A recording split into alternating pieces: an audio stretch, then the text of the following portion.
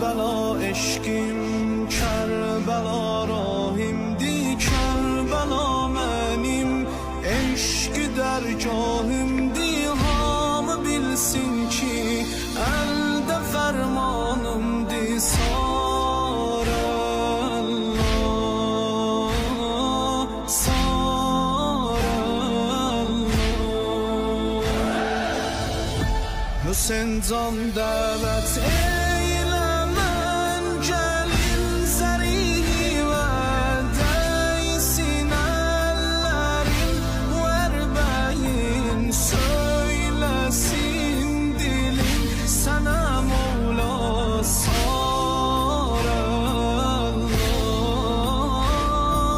sar Allah.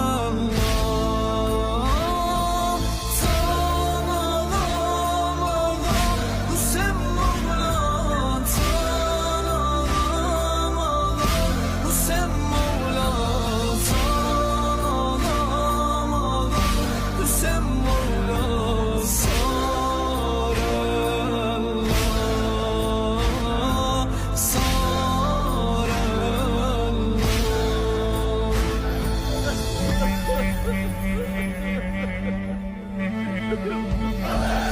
Nemli gözlerle